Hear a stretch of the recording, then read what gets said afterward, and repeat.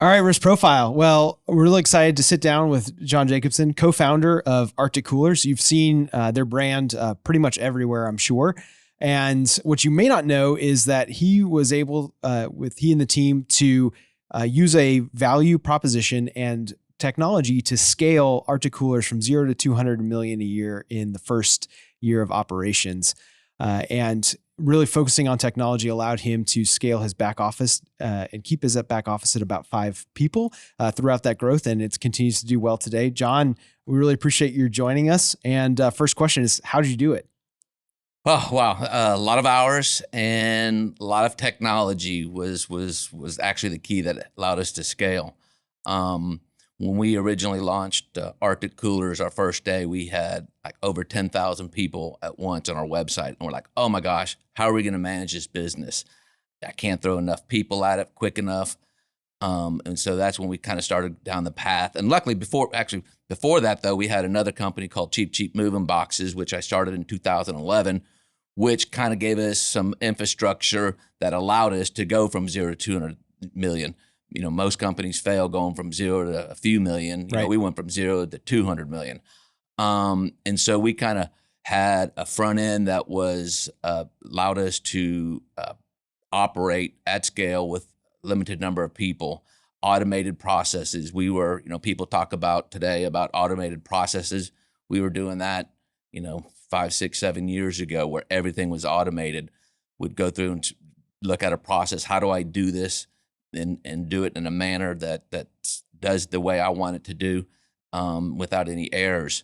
And so we built that all in within the system. It was a we have gone from QuickBooks to NetSuite, and then it just couldn't handle, you know, doing 10, 20,000 transactions a day. Right. And so we were originally started having just the order management and piece, as a separate, and then as we kind of kept on growing, NetSuite just couldn't handle our the volume Transaction. and we ended up doing everything, basically we built a full ERP system from scratch, from you know, and you know, wow, why would you do that? Well, we had to. Yeah. You know, I remember when we started launch going into Christmas, like our first year, we were getting hit with thousands of dollars of fraud. How do you manage fraud? You're with, you know, thousands of transactions a day. I can't throw enough people at it. Plus, there wasn't a good way to do it. And so we went down the paths from, you know, what can we do? Okay, well, there's this other company that we can partner with, build some additional technology on top of that, and basically went from being charged $40,000, $50,000 a day in fraud to basically we have almost zero fraud. On an annual basis, maybe $1,000 or so. Wow. So it's technology allowed us to do that. You can't have enough people to manage that process. Order fulfillment. Yeah. You know, a lot of systems are manual where you have to go through and click. You know, we built business logic, business rules. How do you want these certain orders to be processed? And it did it automatically, so no one had to touch it. Right. You know, we went through the whole, if you think the whole business, where can we automate? Where you're connected with Google advertising, Facebook advertising, how do you capture, how's a campaign working? All that is all integrated. We have one single source of truth with our system. And it's built from the ground up for e-commerce. Right. Strictly. And so let's kind of walk through, because when people ask me, well, Mark, you know, you started a tech company from Houston. There aren't that many tech companies around here, or at least not the ones that you would recognize. You know, the first thing is, did you have a background in computer science? Did you do this as a hobby? Like, how'd you get to where you are? Wow, that's on that side. By luck. And so when we were when we had cheap moving boxes, you know, we had gone out and we had gone to different warehouses and had an issue of trying to fill orders. And, you know, at that time we were using just off the shelf software and got actually Googled and found Marcus, who's now our chief technology officer, helped us with that problem, and just start a conversation with him, told him our problem. And he was really good from an IT perspective. He knew he's probably the best. I mean, I've worked with folks from Amazon, Facebook, PayPal, all the, and he was just a top-notch tech person. He knew everything. He lived and breathed technology.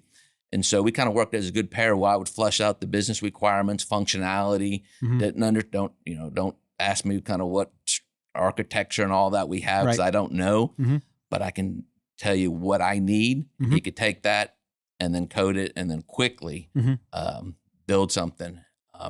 He was like a mad scientist. He was just kind of, hey, this is my problem. This is what we need to do, Marcus. Yeah. And then he would go build it. So how'd you get into boxes? Like what was it about boxes that attracted you there, and how'd you find out about boxes. So we had another business that we were selling kind of a custom. I'm noticing a theme here. One business leads to the next. So we had custom jeans where with the Swarovski crystals and all that. Yeah. And my brother had started that business, and I was helping him shut it down, and needed boxes. And so was going, where do I go get a bunch of boxes? Because I was going to pack the stuff up, and saw half price boxes here in Houston, and started talking with the owner, and he told me kind of a little bit about the business. And I said, there was people just coming in. I mean, this is boxes. Yeah. And from that, he said, well, a lot of people are going online on boxes. I go, oh, I wonder if maybe we can do that. Yeah. So we launched a moving box site.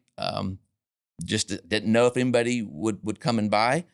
We ended up just launching the site, and but didn't buy any boxes, just to see if anybody would come by. And if someone bought, we just bought it from a competitor and drop shipped it, lost a little bit of money. Yeah. But that told me whether or not this was an idea that people wanted. Would people come to a site they don't know? What would drive them? And it was the value proposition, right? You had to have a nice looking website with all the new features, and good pictures, look top notch, but also a good price. Yeah. And that's kind of how we got into, moving boxes. And then the boxes kind of led to Rtic, because we had negotiated good rates with UPS, and it was big and bulky stuff. So, moving boxes very seasonal. If you look at it, June, 15th was the peak. You look at almost like a perfect bell curve. Sure. And going into Christmas, it dies. So we have a competitive advantage. The shipping discounts and how we ship big and bulky, because even Amazon struggles with that. Yeah. We looked at doing Christmas trees. We did mattresses in a box for a while. Yeah. And then we looked at the coolers. Like, oh, wow, these coolers, they're $400 coolers. I knew how much resin was. I knew how much I could ship it for. Oh, I think I've developed a marketing tag called half price and holds more ice. Yeah. Just that resonated at the time, and just was true to, just you give a customer a good product at a good price, good service, and the business just came. Wow. So when I kind of pull apart some of the pieces of your story, I understand, feeling with a kind of a test case, because the blessing and curse about seasonal activity is, I guess you can go through a huge, amount of work in the busy time, and then you have the rest of the year to kind of reflect about what you can do better. Was that part of the story as far as growing and well, right. So, the thing with like the seasonality, especially with summer, is you need a lot of people, and then how do you scale down, because you can't carry all that cost. So we ended up using a very flexible labor to do the fulfillment, and then would just cut back during the slow season.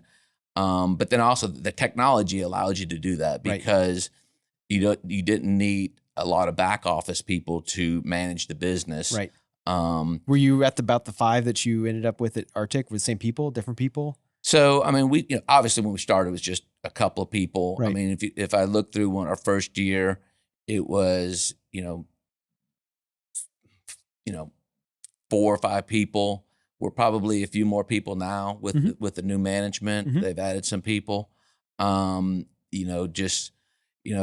One thing though is when you start off, I was working 12, 13, 14 hours a day, all the time. I come home, have dinner with the family. They go to bed. I break out my computer and I'm working. So it's I don't recommend to do that for a long term, but a startup that makes sense, right? Because you have to be frugal with the money, kind of what you had to spend, and it's also important that I believe like an entrepreneur should really know the entire business. That's what's kind of helped us a lot because I knew everything from how it ships, and then I would use that knowledge to, okay, how do I build technology around that to do that better, faster, than what maybe the people do traditionally. I mean, even like shipping the moving boxes, one way that we were able to beat our competition was always ask how can I do this better? Yeah. Well, cost was one of the biggest components of shipping the boxes. Well, how can I ship it cheaper? And I would spend just a lot of time trying to figure that out. And well, we ended up taking where they would send a single package, we ended up sending 3 or 4 together, strapping it, and going to UPS and negotiating,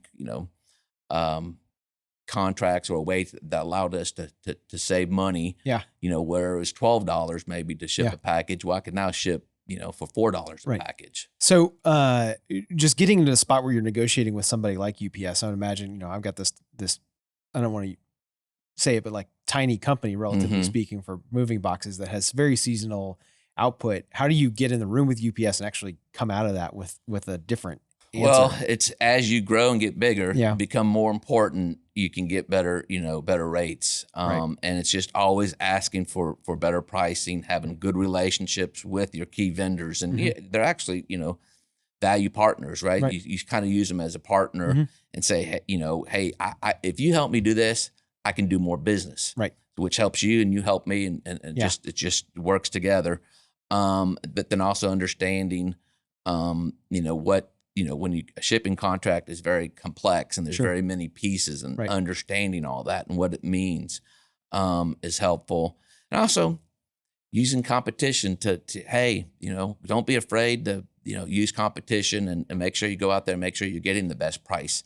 And going back and forth. I mean, we renegotiated our contract probably 6 times our first year. Yeah. Wow. Because we were kept, the growth it supported that. Wow. And how long were you running the box company before you jumped into Rtic? So launched cheap moving boxes in December of 2010, and Rtic. Original idea was 13, but we actually launched it in the website in September of 2015. So what is that, 4 years? And so you did a lot of prep work. You understood the process. You were able to negotiate some competitive advantage with the shipping rates with UPS after building a book of business at a time. And you saw a competitor out there, a competitive product that was selling well, and you figured you could do the same thing or a similar product, and through your technology and your value proposition, you could actually move those items, more efficiently and competitively. Right. Yes. So one of the things that we talk a lot about, not so much in software, because once you write a piece of software, you can scale it, sell it as many times as you want to.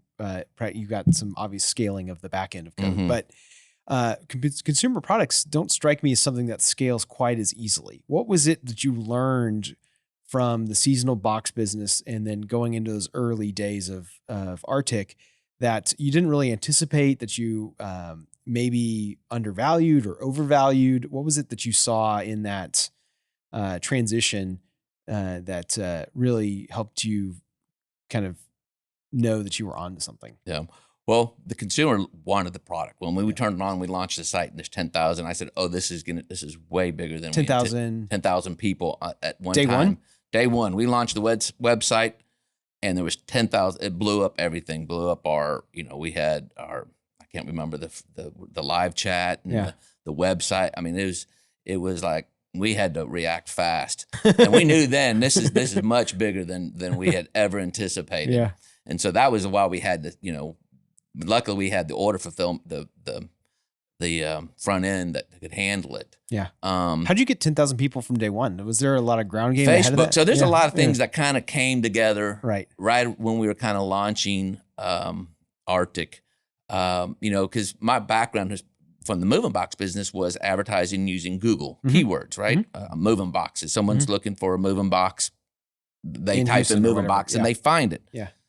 That was not the case with Rtic, and I did not understand that at first. Was not that familiar with Facebook, or we had never advertised on Facebook, and it was, no one's gonna, type in a keyword rotomolded cooler, right? So Facebook at that time, they just figured out how to used the smartphone advertise that kind of launched that. There were some things in the industry with people, the oil business, they were kind of in a decline. Those people were kind of customizing other people's tumblers and selling them for $100. And then we come out with Facebook advertised. They were early adopters of our product, which was very helpful because they would buy in large quantities. Also, I mean, people would just see, when I go back and I look at our advertising, and it was a pretty simple message, but it kind of crosses, all demographics, and that is, 50% off, or save 50%, save 70%. Right. And that just crosses, and it's a product that is, has a broad audience. Everybody can use a tumbler. Everybody needs a cooler. Right. It's not it's a pretty big, total addressable market on that is big. Yeah. And so we just kind of went out there and just advertised a lot on Facebook. True. And I mean, most of our advertising in the early years was just Facebook. So we, appreciate that background and that color on that, and being fortunate to be launching in the context of, other innovations that are going on that allow you to take advantage of something new, and being smart enough to know that that's what's happening when you're going is pretty special. One of the things that we talked about, we talked with another guest who has a consumer products company, and he went into a lot of detail, the back and forth from actually making these products in China, building inventory, shipping it over. And you've got all of those components that are not so, easy or simple. There's a lot of big guts kind of decision-making you have to do when lead time. I don't know what it is for a cooler, but lead times can be. That was a big learning process is coolers. I'm not a manufacturing background, Right.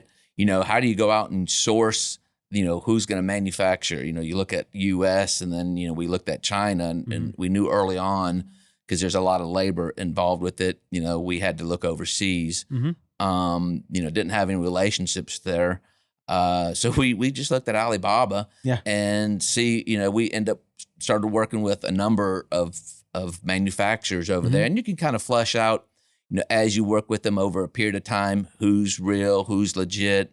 And then, we settled on one that we saw saw their product and like it was high quality, and said this is the guy. Yeah. And it was it was very responsive to our questions, and we going back and forth and designing the cooler. Did you have that relationship before day one? No, it was, we just went to Alibaba, and you just send an email and start the conversation and get to know them. And my brother went over there and visited the facilities, and it's just I remember it's when we first started is this is talking about taking risk was they needed it was time to put up or shut up. It was like, okay, we need our deposit to start production. And I'll have that right for you. And it was a big wire transfer. And I remember we sent it. And then that night I'm like calling my brother, oh my gosh, we don't, do we really know who we sent this to? Are we going to really get our products? Cause you always hear, scams and stuff on the internet. But we got through that, and he's still our manufacturer, and it's been a great relationship. And we kind of did, work together, manufacturing process, it's kind of an art and science, and had to work with doing different techniques and working with them to how to really make the best cooler that we could. So one of the more interesting relationship dynamics I've noticed you've mentioned several times is this value partner concept. In entrepreneurship, it's very tempting to do what you're doing well and then kind of expand that footprint a little bit, take a little bit more of that margin off the table, whatever you wanted to call it. Did you face that temptation at all with your different value partners to try to grow in that direction? Well, I mean, we always pushed one constantly was when I visited is cost, trying to always work with them on getting costs down. And that would, we were known for that because we competed on price. Right. We couldn't skimp on quality, so we were always looking to ways to reduce cost. But had good relationships. I would see our especially on the shipping several times a week. That's how important they were to us. they'd come by, and the first sales or the first representative from the company would come by, bring coffee, sit down, and just have good conversation and figure out, hey, because they're incentivized to get more business, and so it's like, hey, how do we, you help me, I can help you grow the business. Going from 0 to 100 million probably helps a little bit. Yes, you have a lot of buying power when right, and the great thing, like on the moving box business, was all that shipping was in the middle of the summer. There's no shipping going on in the middle of summer. So that kind of helped with negotiating our rates, because, and it's big, right? If I'm taking a little bitty product to the house and I'm only getting $6, but or if I'm sending several moving box big packages and they're getting $30 or $40, that's very valuable to the shipper. Yeah. So walk me through the exit. You're still involved with Rtic, but you're in a less day-to-day role, I imagine, at this point. So just as more as an advisor. So, and that's the thing. I built this company from day one, knowing what we wanted to sell the company. And going through, so we started going down a sales process, and hired an investment banker to kind of help us with that process. And this is after a couple of years? Yes, we started that. So we sold the company. It's almost been a year. Yeah. This end of August 30th will be a year. Congratulations. Thank you. So we sold it to a great partner. Yeah. They're doing great things. They're able to do, one of the things that they're allowed us to do is they have more capital. I mean, we didn't have, right? It was our own money. Didn't have anybody backing us. We were always, I'd rather, I don't want to overcommit on buying too much inventory in that, because if it's the wrong decision, you get in trouble. So we were always kind of playing, with scared money. Yeah. But they've been great and brought in some great people and allow us to scale up and grow the company. But right now I'm just more of an advisor. I sit on the board. Yeah. My brother and I sit on the board and, talk with management. Stay on top of it. Weekly almost. So, I hope you've taken some time to kind of reflect on this journey and really kind of piece apart some of the components. If you were to really highlight maybe something you didn't appreciate that it turned out to be really valuable or really key part of the decision, and maybe something that you thought was really important that didn't really pan out to be all that important in the grand scheme of things, what were those kind of either end of that be? So a couple things. What's important is early on finding good people to help, that share your vision, that have the same commitment you have, and if they're not the right fit, to hurry up and make that decision to find the right person. I mean, it takes time to find the right people, and I didn't appreciate that. I mean, it was, and if you take the time now, and as you get bigger and bigger, it's going to help you sustain that growth. Yeah.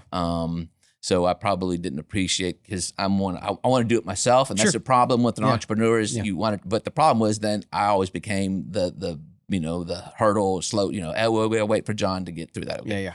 So bringing in the right people, also just areas that you don't have the expertise in, like the technology. I should have never done the technology.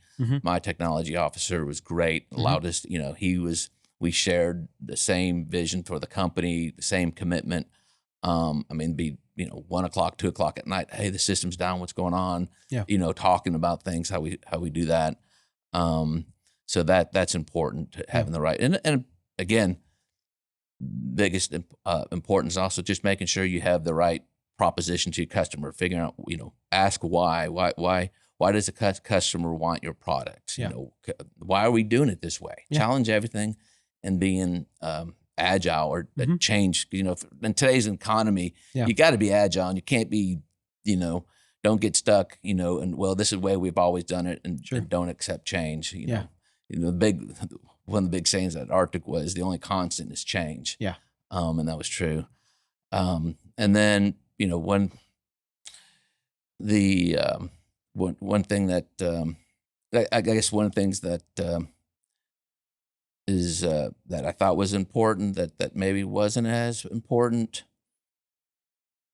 I don't know. That's a tough one. I don't, because, everything of a business is important, right? I mean, and That was that's how you feel, at least. that's what I feel, right? I mean, even we even like making every decisions, and especially for starting off, every small decision was important to me. Yeah.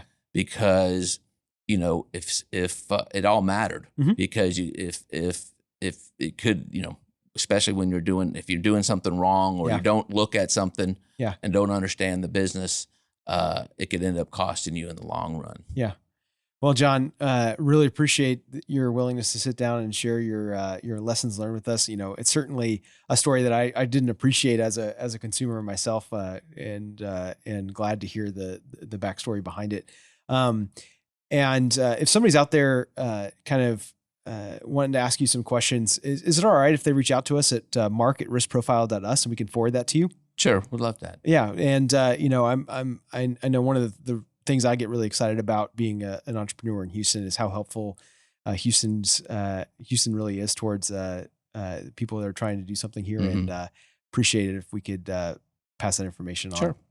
So Risk Profile, we appreciate your time, and hope that you'll go ahead and share our podcast if you like what you're listening to, and leave a review on wherever you get your podcasts. We're excited to get an opportunity to sit down with entrepreneurs like John and tell their story, and go out there and go be someone.